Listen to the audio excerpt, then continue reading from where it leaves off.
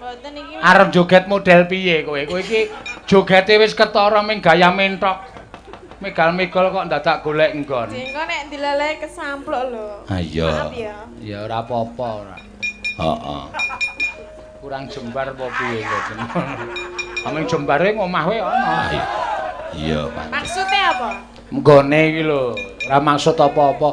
Kok rumangsaku kok kowe iki nek karo aku mung dikon ngono iki kok njur. Kaya kejeme ra jamak-jamak ora. Lah aku urung maju wis dunekke nangka blonyo. Mau dunekke apa? Bagor brand. Nek aku juragan Bagor, iki Bu Duko, iki Bu Guru. Ayo ora. Ya heeh. Agene wong muni ngono kok asik marape iki dudu aku ning penonton. Ya. Penonton ki anggere kowe takon maju kae, "Yo nangka blonyo." Ya.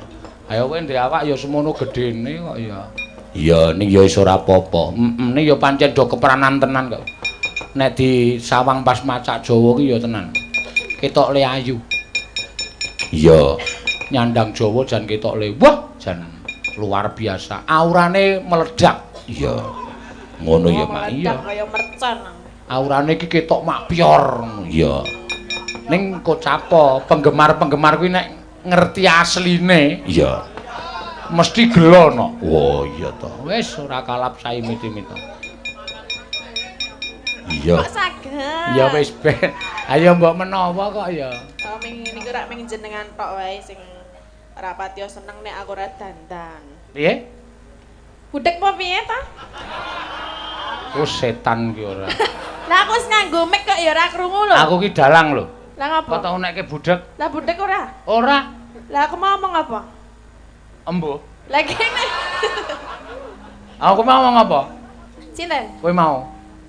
Nek jenengan ming ora seneng weruh aku nek pas ora dandan. Ora meng aku kok kanca-kanca wiyaga ki do ngrasani kok. Apa iya? Kowe nek mlaku kae do ning mburine do wah elek tenan dadine jan.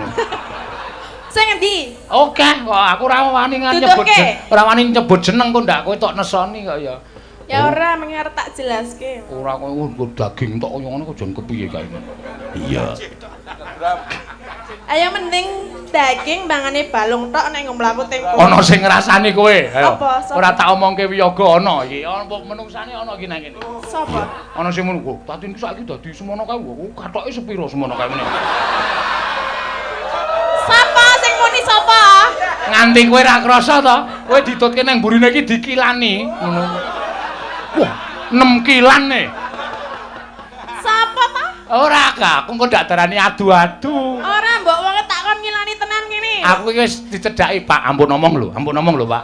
Sumpah nganti aku wani salaman ya ora wani nyebutke jenenge kok. Aku weruh wonge gek tak kon ngilani ngono lho tenan. Aja kaya, kowe aku wis mbuktekke wong aku melu nyedak kok. 6, Pak. Heeh, aku ya ngono aku nekseni aku. Ngawur. Iya. 6 ki nek dipepe ora ngebak-bakke pemean. 6 ki arep dienggo wong telu apa piye? Anek iso? Lah mlaku piye? Ayo mbok kok ya. Iya. Nganti ana sing muni iku nek nggo jaket cah cilik dadi loro lho. Dadi loro. Mangga Ora ming kena nggo jaket. sesideman rasa cerewet. Jenengan nek ajeng ngersake rompi ya iso. Rompi apa? Rompi kuwi mau lho sing 6 Wah, rompi kok tipis. Rompi kok kaya saringan tahu. Ya ben isis kok. Ah berarti ngonamu isih saya gawe sesideman.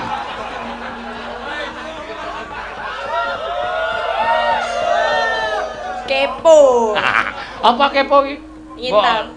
Seniman ki ora sok ngopeni basa Lah, ngono. apa? Kepo, terus apa jenenge? Baper ngono kuwi iki basane cah cilik. Basane cah ABG. Aduh gue kepo deh. Gue di rumah baper deh. Langsung tak nehi baper kayak bukan ini, Pak. Iya. Kok cah sinden kok jeneng bahasane kepo. Ya kan mengikuti zaman now. Zaman nomor 6 ki. Ya kan malah rungono. Zaman no ramping-ramping cilik-cilik. Ya ora.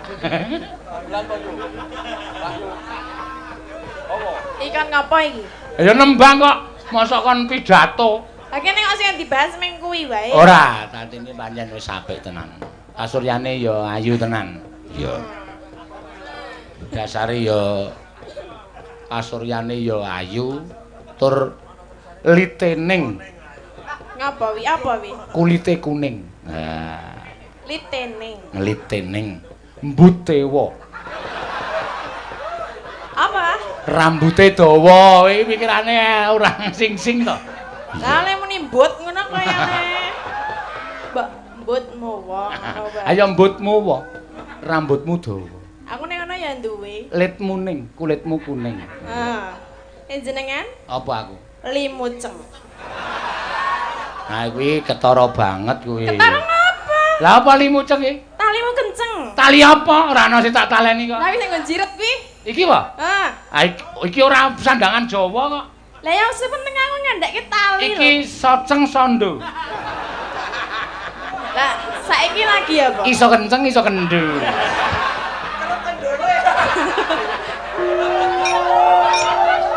Ya nek ra kendole nyopot piye ya? Ayo, bener kowe. Lah ya kuwi lho. Masa ya. Iya. Yo, 6 lan. Heeh. Eh? Apa kuwi? 6 kilan. Ya. Wiwitane. Iki do ngopo ya? Aku gagas kuwi soceng sondo kuwi mau.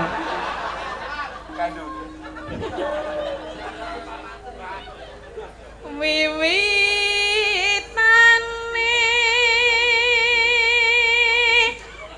Dasare ya ranepik. Suarane apik. Kaget aku. Kula nembe watuk ya, Pak, ngapunten nggih. Rapo? Orang sida kok potong. Anderek sang pekek. Eno. Maria bagus.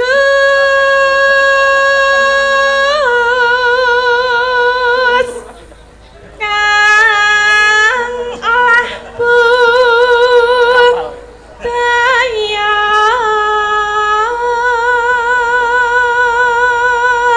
Seger nek disawang yo, Mak. Lah iya. Asale wonge pretung kok. Kok pretong? Pretung piye? Wah, kuwi nek karo dhuwit ngulik no. Ya.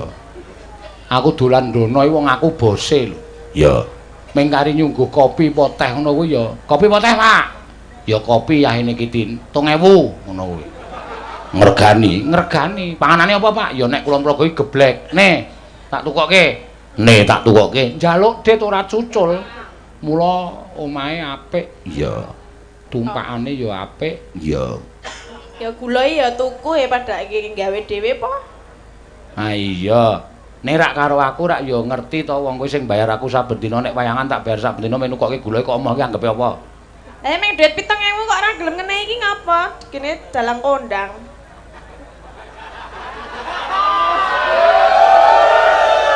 Bener kuwi kowe. 7.000 kok owel. 7.000 aku mbutuhke sak sendoke. Atene dheke bathi 7.000 nggo tuku gula entuk pirang kilo? Ming kilong sak sendok. Mulane kok ngomahe semut tok. Iya. Kok semut tok? Ayo mair-mair gulamu kok. Iya. Ya ora, jenengan iki ya salah pokel men. Pokel ki apa? Pokel iki pelit. Kok iso pelit? Lah ya anane meng disuguh glukobis. Nek nang latihan yo glukobis, nek ora yo soto meng wortel tok, ra ono iwake blas. Nya iki madang kanca-kanca wayahe rolasan. Tak ndek kok lho, endi to iki jare soto kok meng wortel tok iki. Tak omongi to. Sing jeneng iwak ki mengandung lemak. Terus? Wong ki nek kokean lemak iki penyakite akeh. Wortel ki meng supaya sindan-sindan ki awake do singset ki mangan wortel. Ngono lho. Heeh. Dadi aku mangan ki ora kok ngejak ngirit ora, ning demi kesehatan. Lah? Wortel. Lah piye larep sehat nek ora dikeki iwak-iwakan? Lah ra wis tak iriske sandal to. Jek anggepe kon ngemah-ngemah sandal ngono apa piye? Nek doyan ora apa-apa. Awet lho. Sandal anyar kae diiris, cemplungke nggon brongkos terus tok. Wis kaya iwak empal. Iya. Jenengan pun tahu apa? Urung.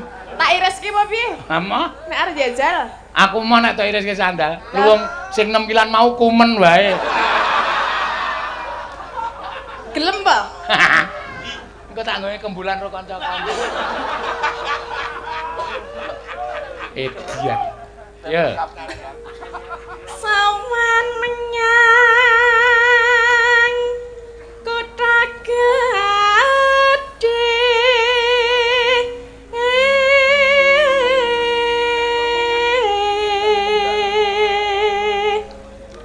Bendara terus kayung-yung. Ya, nirokke cengkok iki 200. Bendara terus kayung-yung. Ya. Bendera terus kayung-yung. Ya.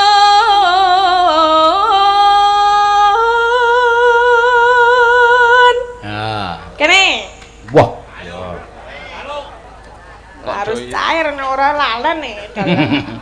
Nah. Pira iki? 200. Pinter. Sini. Wih, kurang ngajar to. Lah apa? Kowe iki tak jak nyambut bedino kok nyeluk aku kok nyeluk kirek. Lah salahnya kok Ming? Ini apa? Ming kaya nduduhke karo kirek ya? Iki pira? 200. Seneng ora kowe? Seneng. Aku ya seneng. Ya, ndak nesu ngono. Nek nesu lati kaya kendil ae. Kendil apa? Ya sama omongku. Wis tolong sa. Wis ah. Oh, risai sapian lho. Ya. Piye sih? Kandet, men. Atur nuwun nggih, Pak. Mbuh. Loh, piye ta? Oh, nek dinahi matur nuwun, nek ora dinahi le mokil-mokilke. Iya, melit-melitke. So nek latihan anu, kei sate kambing ngono. Ha iya, padake cah tipis. Tak blehke sesuk nek ming kambing e. Iya. Lah, mbek sapa kambinge? Ayo nggone sapa-sapa kuwi. Santai wae kok. Iya.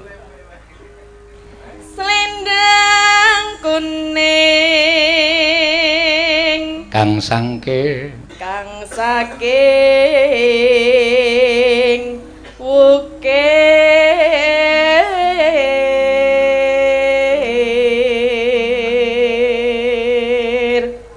swara kurang permana swara kurang pramana ning wasis ning wasis ngungrum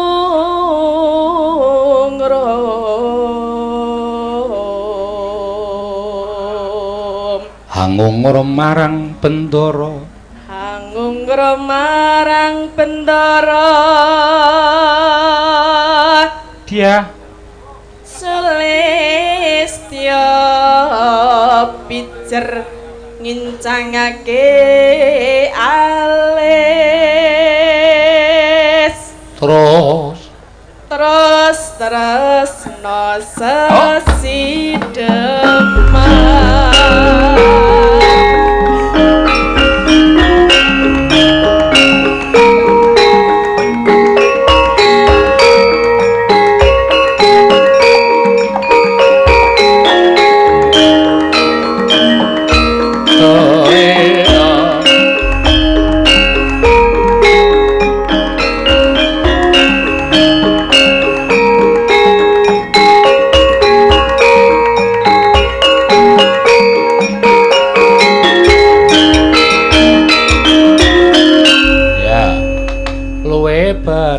monggo luwe becik paten timbang pisan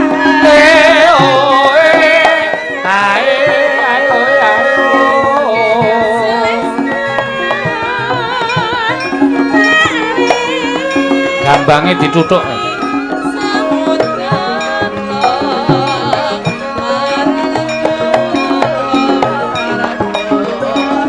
seru yo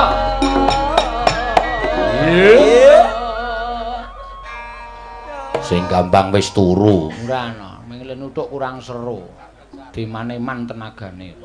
Iya. Liwat, ya. Liwat kincanging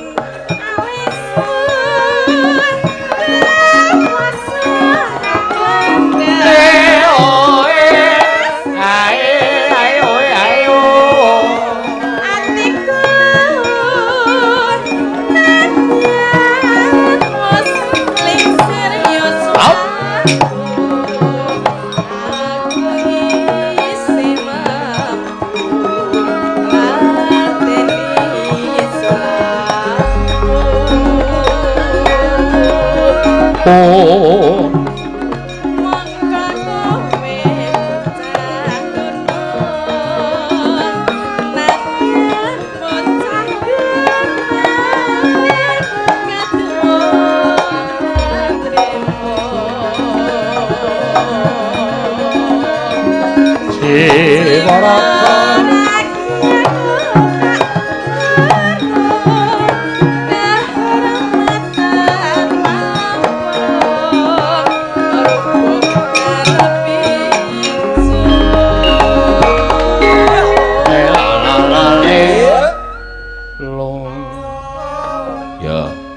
terus kene urip ana kutha gedhe gawe tak temoke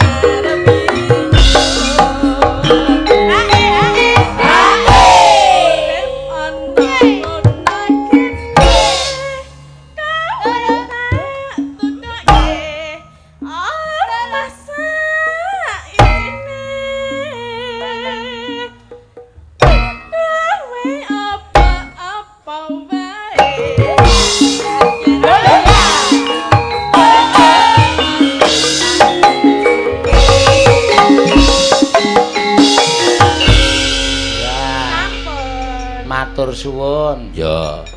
Kuwi mau durung sading. Duite mana lho diklip weruh aku. 50.000-an 3 jajahe.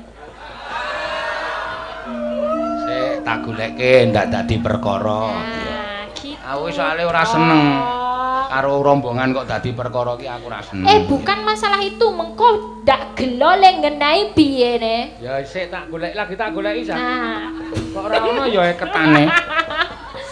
Apa? Eketane ora ono. Iya, ono iki apa? Oh, iki apa? Nah, jadi to, bener to?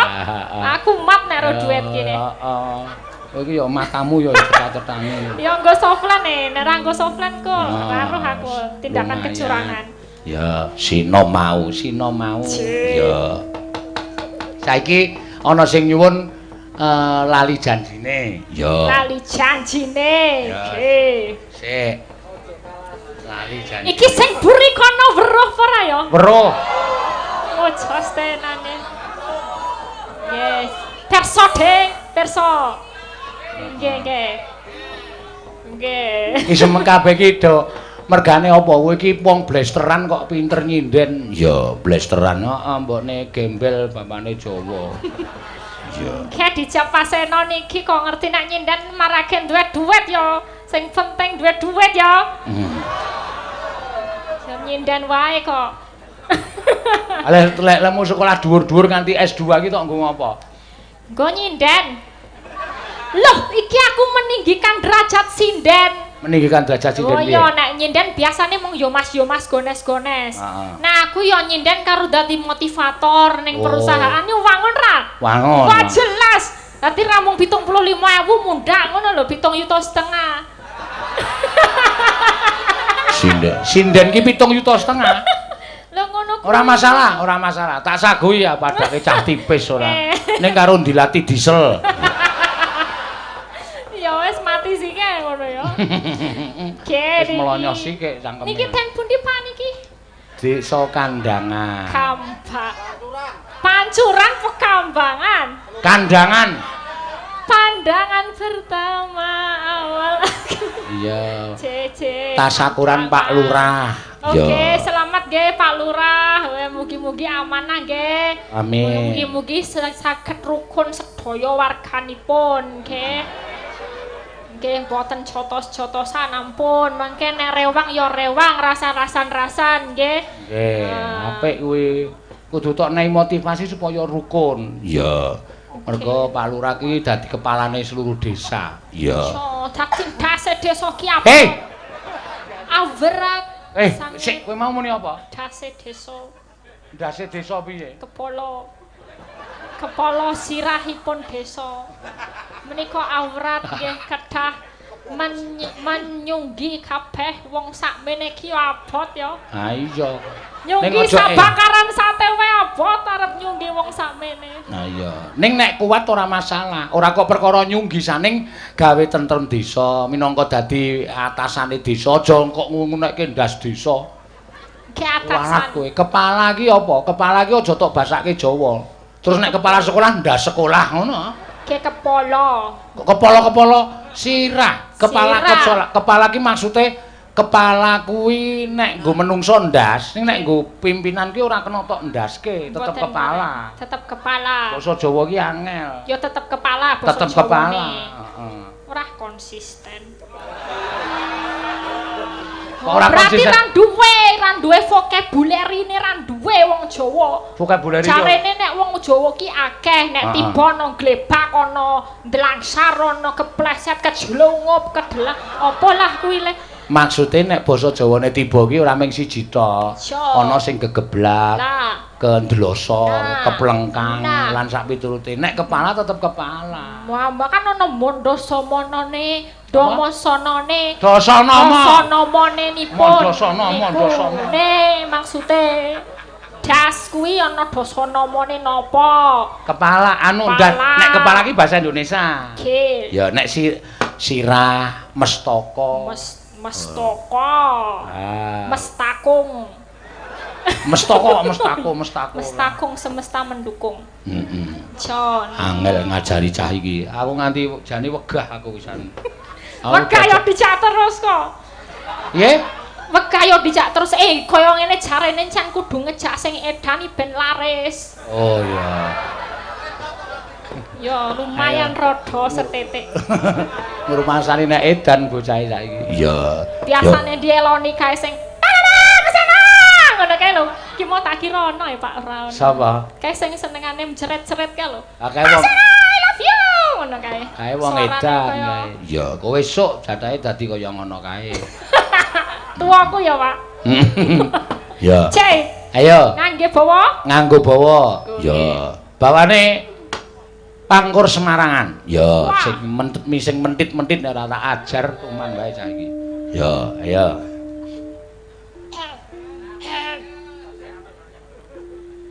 Mingkar mingkurengu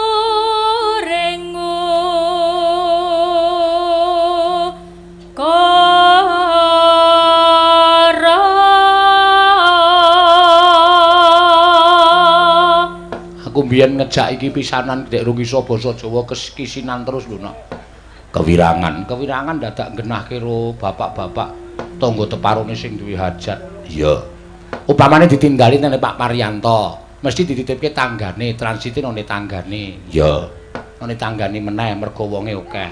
Iki cara iso basa kuwi ya nek nembung Bu, nyuwun ngapunten Bu, ajeng teng buri ajeng ngising. Ngono kok.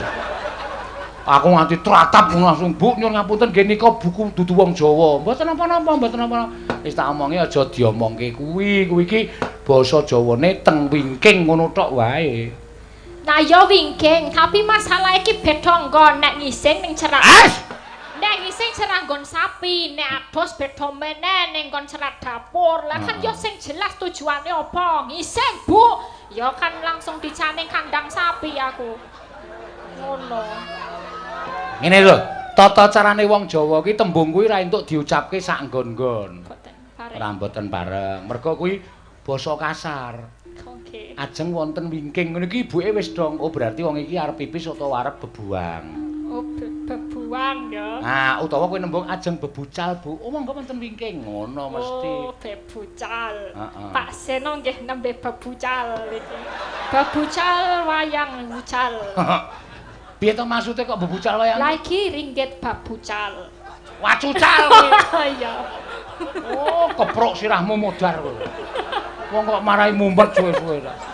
Ya ampun nggih, ampun nesu nggih. Akarono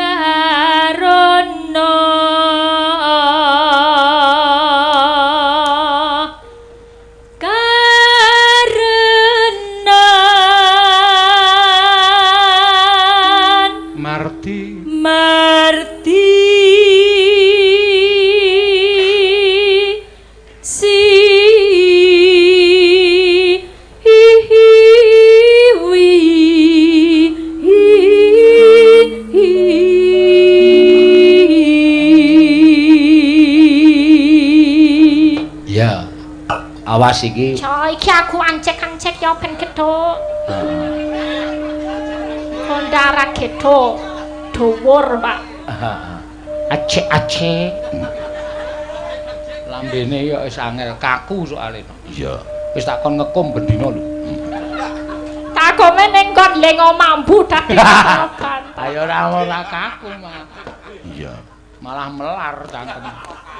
Yo.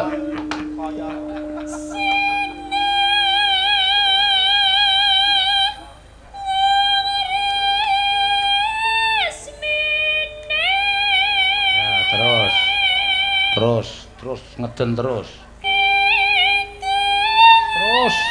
Terus. Yo. Wis ketok sirahe. Yo terus. Ketok sirahe aja didudut sike lho. Kok nek dase metu lagi nek rambute tok aja.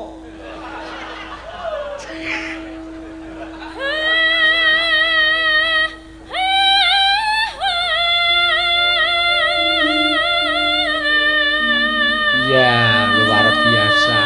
Kuat yo, Mak. Kuat wong cilik-cilikane ning Sulawesi ngono gaweane ming.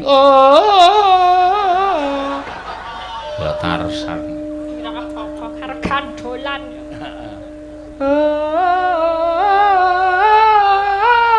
Ya.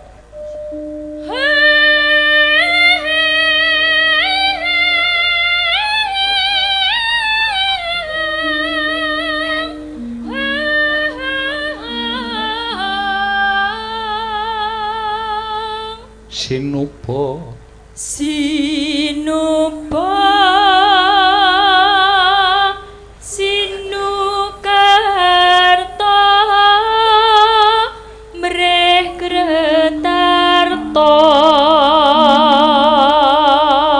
pakartining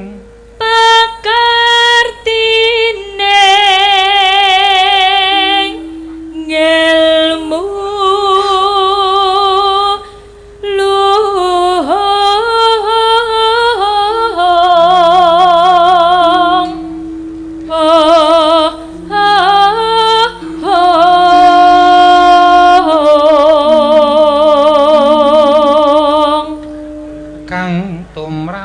kang tumrap ning tanah Jawa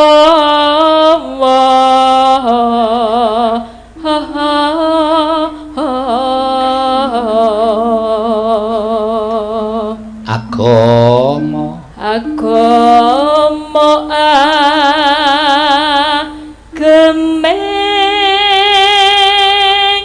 aji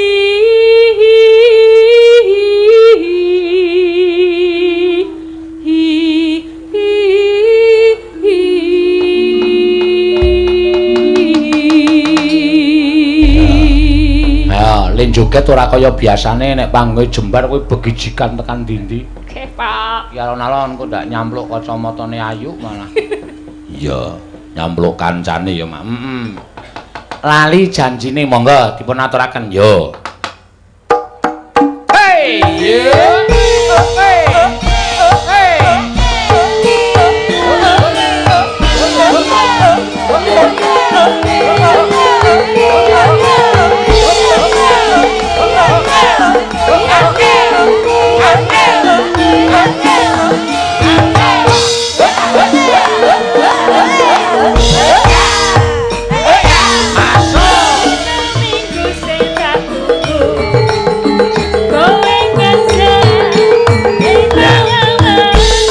Sedikit gerakan.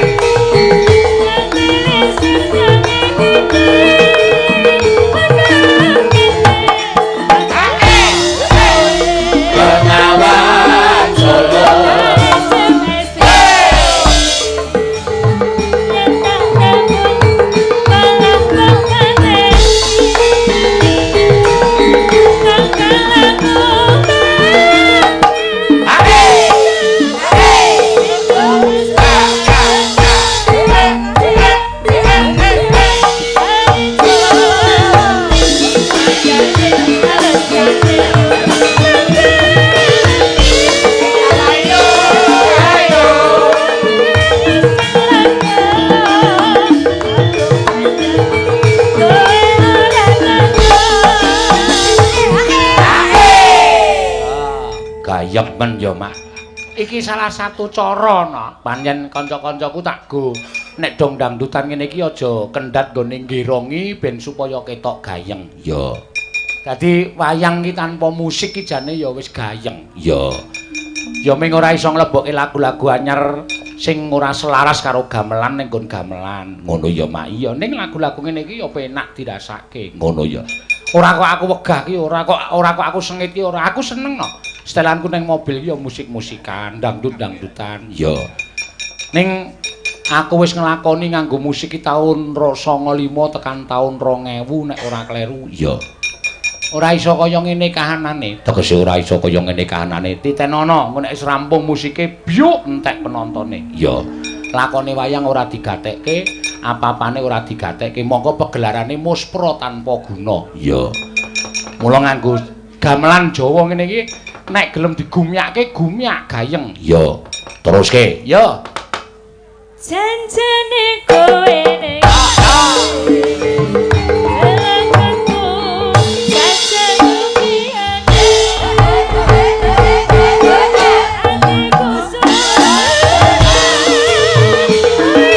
Yo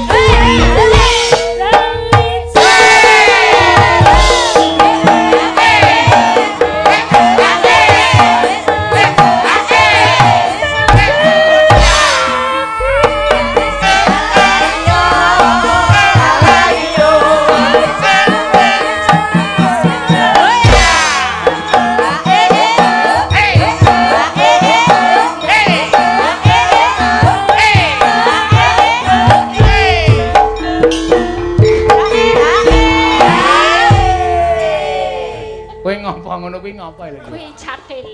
Catil. Hati-hati lho nek Kang Slupan. Wah, ya apik no. Engko setane tak kon pindah ning konamu. Jadi setanku padamu no. Meng dientukke setan aku. Monggo aku mbayar dheke bendina lho. Iya. Meng di setan-setan ki ora apa-apa. Ngati-ati anggere kowe menikmati tenan jatilane. Nek kowe Kang Slupan bijik-bijik aja sambat aku. Tapi carane setan kuwi saiki wis bingung arep nganslupi ngendi-ngendi cope akeh. Dadi ya rene nek kangelan. Jatilan pirang-pirang jarene. Maksudnya piye kuwi? Kan akeh jatilan. Dadi setan iki kakehan job. Jatilan ning kene, jatilan ning kono. Lah arep ning kene kesuwen, iki wayangan dudu jatilan. Dadi ra bakal tekan kene setane. Tenangno pikirmu. Ya bener, nek dipikir-pikir nalar ya no. Iya, saiki jatilan ki saking okehe, moko setane ming sithik. Dadi setane iki pindah rono, nglangsupli kono. Kono jatilan pindah rono. Kekeselen setane. Iya. Ngono ya. Wis ben. Ya dang slupi liyane. Gelem apa kowe dang slupi liyane? Apa kuwine? Ayo, Jim. Ya. Ayo mangga. Janjane kowe ning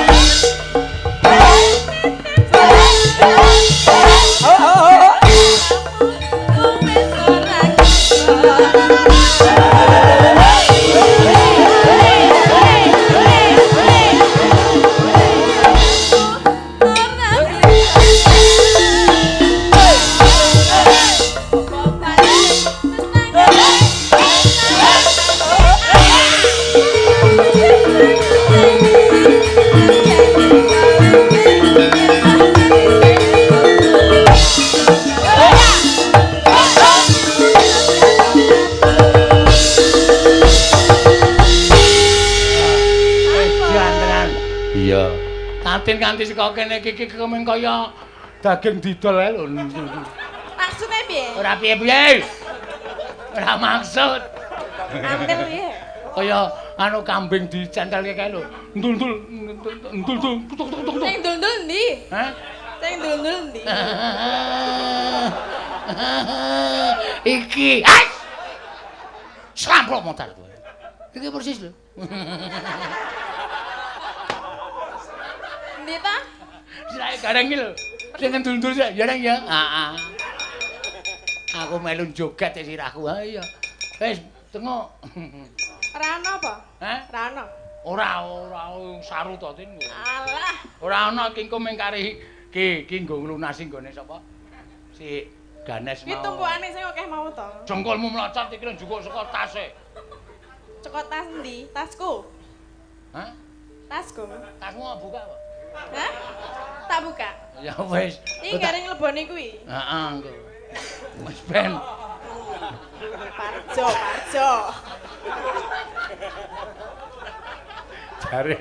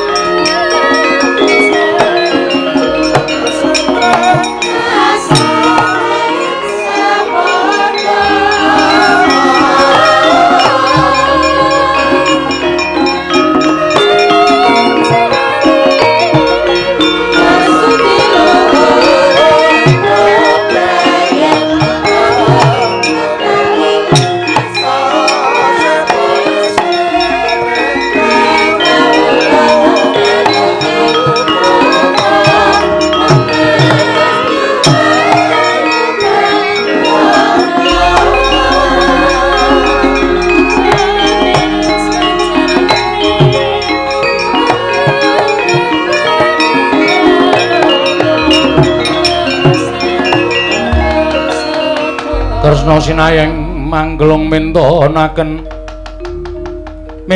dewe kramanira kang kumitiraning asta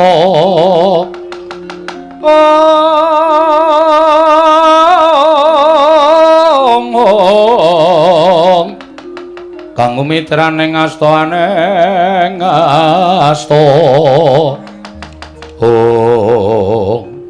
Koko Prabu dereng ngantos purna anggen kula alampas semedi malah dereng ketingal manteng pangestinipun teka paduka njugaraken dhateng Kang Rayi. Yayi nyuwun pangapunten. Kegiatanipun para Pandhawa ingkang saged anyembuh dhateng daya kekuatanipun ingkang raka ing Ndarawati. Anggen kula daya-daya saged sowan dhateng ngersaning para Jawata tumunten dewa sampun paring pepadhang. Koko Prabu Dewa sampun maring pepadhang kados pundi? Sampun maring dawuh. Wonten pundi dunungipun pustaka Jamus Myang Jimat kelima sada? Menawi Koko Prabu sampun prisa tumuli kula aturi paring dawuh pustaka Jamus kelima sada wonten pundi? Kresna kanggo aturi paring dawuh. Pusaka menyang endi yen pancen isih cetha papane tak golekane tak paranane. Tak kandhine bali ana ing Praja Ngamarta. Werkudara. Yayaji, kula wonten paring dawuh. Mugi andadosna ing kawiningan jebul pustaka Jamus Myang Jimat lima sada menika mboten kok ical saking pikajenganipun piyambak menika mboten. Namung pancen wonten durat maka ingkang anyidra dhateng pustaka Jamus Myang Jimat lima sada. Werkudara. Nggih. Ana durat maka ingkang nyidra pustaka Jamus kelima sada. Wah. Kresna kakanggo paringa dawuh yen pancen eneng maling sing wari nyolong pusaka Jamus kelima sada tuduna. Tak paranane yen pancen ora gelem balekke, aku ingkang saguh mateni maling mau. Werkudara. Nggih. Aku tak takon karo Dimas Werkudara upama malinge iki mau kecekel miturut Werkudara apike dikapake. Nggih miturut hukume sing mbok pasrahi. Lho, miturut hukum sing tak pasrahi piye? Yen mbok pasrahke negara, hukume manut negara Ngamarta. Nah yen mbok pasrahke Werkudara, hukume manut Werkudara. Yen dipasrahke negara Ngamarta hukume piye? Manut pradata adil. Dipatrapi pakunjaran pirang taun, mbuh aku ora ngerti. Yen manut Werkudara, hukume Werkudara utang duit nyaur duit, utang getih nyaur getih, utang nyawa nyaur nyawa. Maling iki mau tegese wis utang nyawa karo wong Ngamarta. Kok iso kaya ngono? Lho, Yayi. Etungen pira kawula kang ketaman pegebluk kang tekaning pati. Merga maling iki mau wani nyolong pustaka Jamus Limasada wekasan Ngamarta ketaman pegebluk. Tegese maling iki mau ingkang jalari pegebluk padha karo jalari pati ning para kawula. Tegese maling iki mau nek kecekel kudune ya dihukum pati. Yen pancen kuwi dasare aja ana sing mbok pasrahi ngukum karo maling mau, pasrahno Werkudara tak keceke sirahe. Kuwi tenan? Yo, tenan. Lahir batin? Lahir batin. Ora mban cindhe mban siladan. Tegese piye? Upama lho iki, upama maling iki mau nayaka negara Ngamarta utawa Punggawa utawa maling iki mau isih kawula negara Ngamarta, nadyan kawula nayaka Punggawa. Werkudara ngenggoni tembung sama beda dana denda. Lirih ora mbau karo kapine. Nadyan wong liyan kebrayan labuh negara bakal tak ganjar sakmurwate nadyan to kulit daging ning nandhang keluputan ora sanak ora kadang ora kulawarga yen pancen wis kleru tumraping negara kudu dipatrapi pahukuman sakmurwat. Kuwi tenan? Yo tenan. Lahir batin ora dura. Wis tau ngerti Werkudara Goro. Tak kira aku durung tau nglakoni Goro. Mula kandhakno sapa sing nyolong pustaka Jamus Limasada. Yen mancen Werkudara wis tetep penggaling siadi kepengin matrapi pahukuman karo maling mau tak pasrahke Dimas Werkudara sago. Sago. Yen sago tak kandhani malinge. Malinge ora li kejaba mung Punggawa sarta kulawarga Ngamarta. Wah, sapa kaki? Apa pancen pirangane wong Pandhawa? Apa pancen anak-anak Pandhawa? Apa pancen kulawarga Pandhawa? Werkudara lungokno sing nyolong pustaka Jamus Limasada Abimanyu anakmu Tanjungana Werkudara.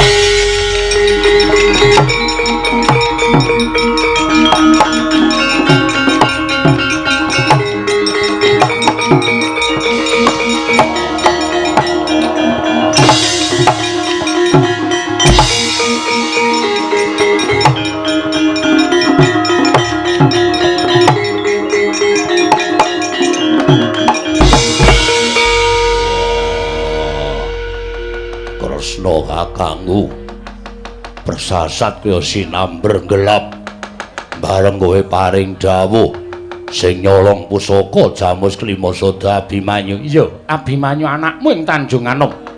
Poko Prabu mboten nginten babar pisan bilih mekaten lampan ingkang kedah sinandhang. Mboten nyono menawi anak kula Abimanyu nyiprati rah letuh dhateng pun Janaka. Poko Prabu kula pasrah pejah gesang. Wah, Kresna kakangku. Apa ya mokal apa ya bakal kelakon aku mateni karo Abimanyu. Kok sik to? Kowe tak genahke sik. Sira Siadi mau wis prasapa karo pun Kakang sapa wae ora sanak ora kadang mbuh kulawarga mbuh nayaka.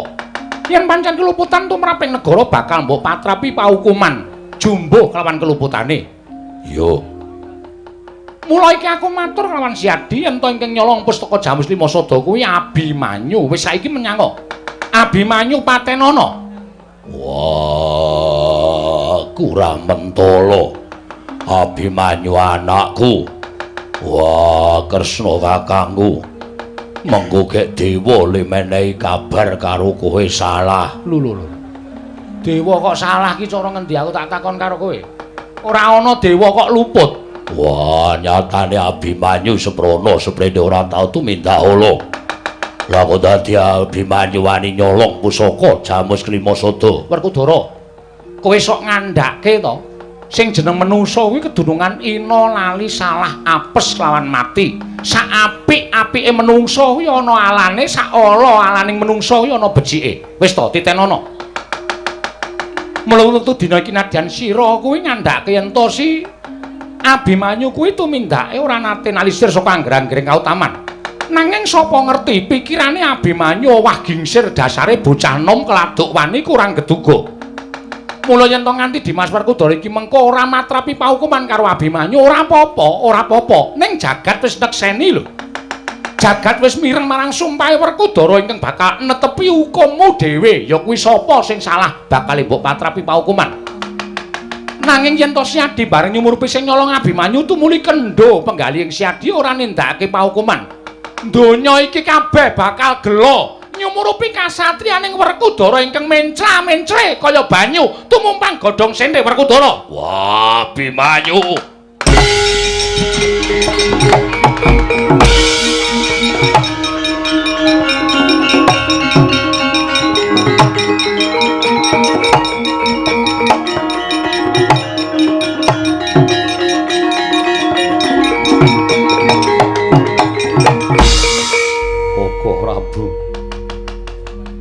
Prabu kula kedah kados pundi? Abimanyu anak kula. Abimanyu menika atmajanipun ing ngrayi panengah. Menapa ingkang kula kedah kula tindakaken Koko Prabu? Lho kok sik to? Wong sing dudu bapakne wae kumudu ngadili marang atmajane. Mongko sing duwe kewajiban sakwutuhe tumrap Abimanyu kuwi Janaka. Nggih. Nanging menapa inggih Kakang Mas Jodipati badhe mentala dhateng anak kula Arjuna kula nun paring adhawu. Anak Janaka kuwi pirang-pirang. Anak Pandhawa kuwi nganti gedhabyah ora iso diitung. Putrane Nyai Darmakusuma anake Werkudara atmajaning Arjuna kuwi nang ndi-ndi teng Tlecek iya ta? Inggih. Nang ndi-ndi pirang-pirang. Lah nek tumrap aku yen pancen Abimanyu kuwi luput, gunane apa? Yen to Siadi ora iso ngelingake kalawan Abimanyu. Mongko lupute Abimanyu kuwi wis ngembet uriping para kawula. Apa Abimanyu kuwi ora duwe rasa kamanungsan? Nggone nyolong pustaka Jamus Lima Sada nganti dadi pati ning para kawula iki nek tumrap aku wis ora ana pangapura meneh kanggo Abimanyu. Wong anak Janaka pirang-pirang kok. Ora ana Abimanyu anake Janaka isih akeh ora usah dadak kuwatir. Abimanyu mati dening aku.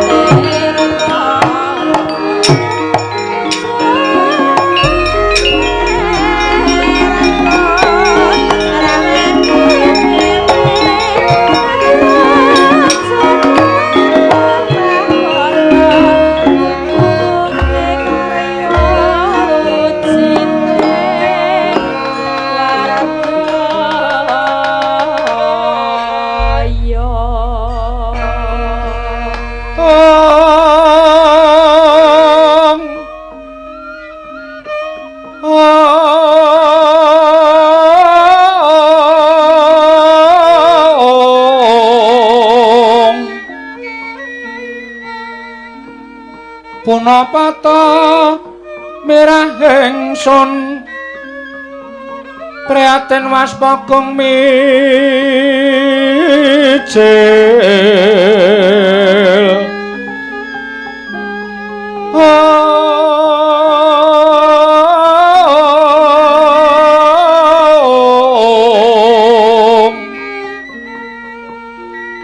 tuhu datanpa karya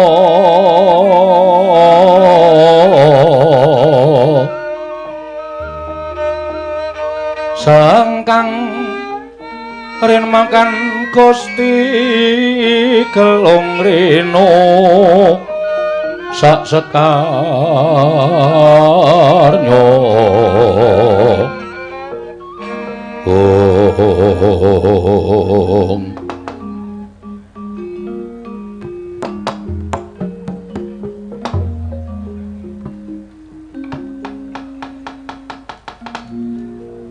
Yayi Koko Prabu bebasan pepes bayu kang tapis sampun boten gadhahi kekiyatan menapa-menapa Koko Prabu krana sasampunipun Maduka paring dawuh bilih anak kula ing Tanjung Anom ing Kulangkawati pun Abimanyu ingkang wantun nyidra pustaka Jamus Myang Jimat kelima sada tumunten tiyang sepuhipun kekalih inggih menika pun Werkudara kelawan Arjuna badhe mentala dhateng atmaja kula pun Tanjung. Ha terus iki? Ya sekene tapeke.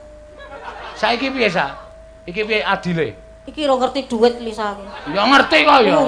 Urung ya. Ngerti dandan barang kok. Didomong loro apa kok keke bapras keke fakir miskin ra. Keke wong yatim piatu. Kuwi padha karo nyumbangke kayamu 2% kagem yatim piatu. Nyotin, nyoti anu. Waduh, sorry lho, anu kuwi ora sengaja. Ngenengi apa? Ngenengi brose. Ya. Ya, wis dipek, men dipek lah apa. Maaf nggih penonton niki goyange mboten iso hot. Wah. Lah, kan Anggepmu kowe iki kecap apa piye? Apa saus hot ngono kae apa?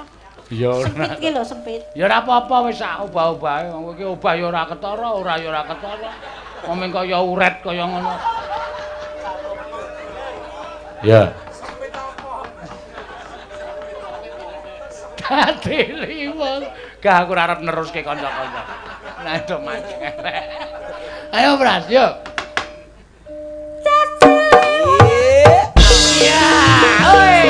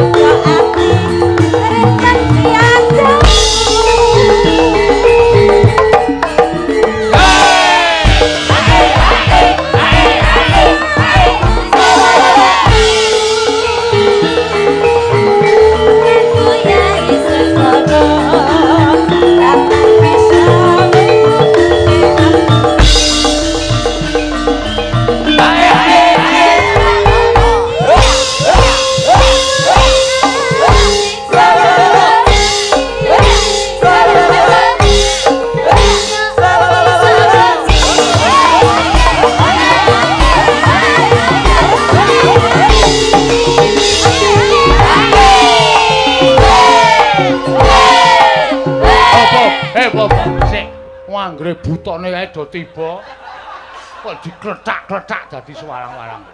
Nganti do obah kabeh butane kae iki dipajang nganti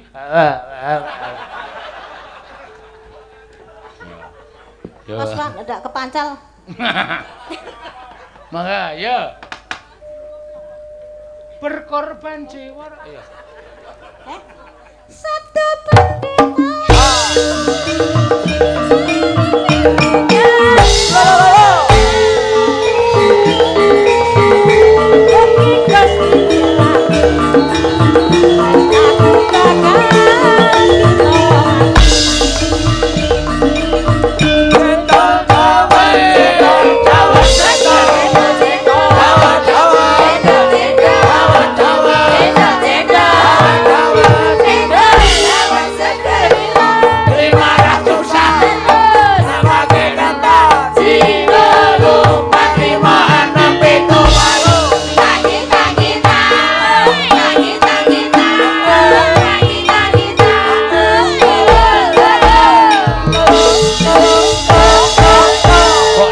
Disudole pola.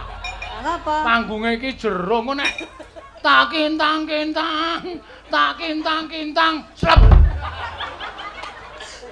Ora penonton sing nyanyi ndi sing nyanyi. Wis nang ngisor ngeteh-eteh ngene iki.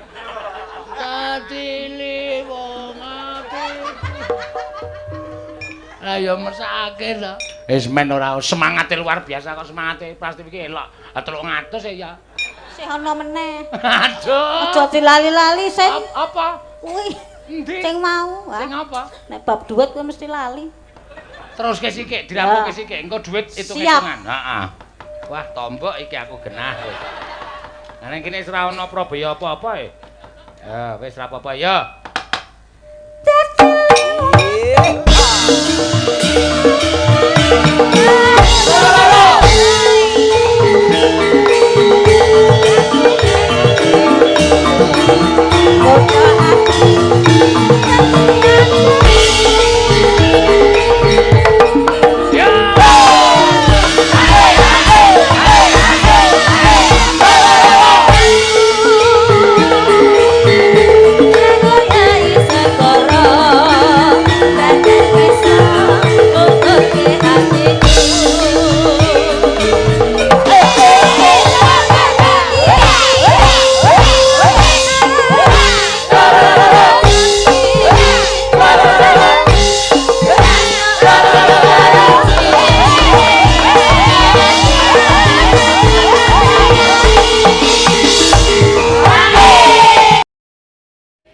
Khususon ilarohi Kiseno Nugroho bin Ki Suparman Al-Fatihah.